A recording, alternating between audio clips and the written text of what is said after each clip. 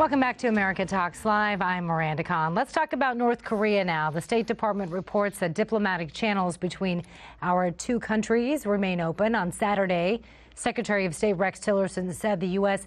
does communicate with North Korea. But the president, well, he seemed to throw some cold water on that whole notion, tweeting that, quote, "I told Rex Tillerson, our wonderful Secretary of State, that he is wasting his time trying to negotiate with Little Rocket Man. Save your energy, Rex. We'll do what has to be done." He also posted, quote, "Being nice to Rocket Man hasn't worked in 25 years. Why would it work now? Clinton failed, Bush failed, and Obama failed. I won't fail." And then later that afternoon, the State Department spokeswoman warned that although channels are open now, they won't be open forever. Several Twitter users slammed President for his post, and here's some of the reaction. Weekly Standard editor at large, Billy Crystal, tweeted that mocking Tillerson's diplomatic efforts was remarkably foolish and irresponsible. Larry Sabato, the director at the UVA Center for Politics, called it unbelievable. Meanwhile, the former White House chief ethics lawyer Richard W. Painter tweeted, "If President Kennedy had acted this way during the Cuban Missile Crisis, we would all be dead."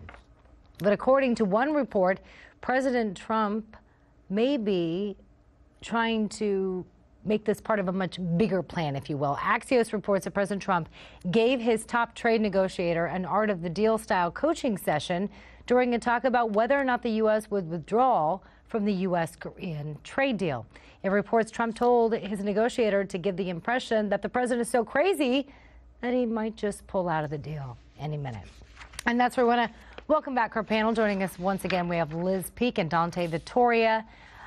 Real quickly, Liz, is the president undermining his own Secretary of State and showing a lack of confidence in him when he sends out tweets like this? Or is this part of Trump's strategy, if you will, to keep the enemy guessing? I think he's definitely trying to keep the enemy guessing, and I think it's a real good cop, bad cop kind of routine.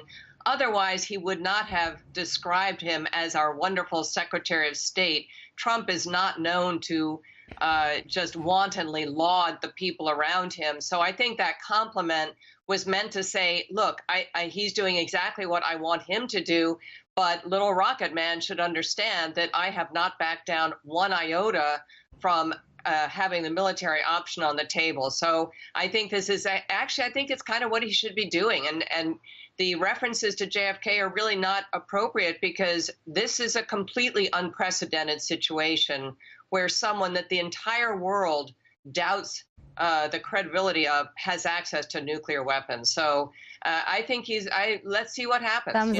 Thumbs up for you. Dante, I know you were being critical of the president's tweets earlier, but is this one tweet that you would approve or disapprove of? But again, the Twitter has nothing to do with it.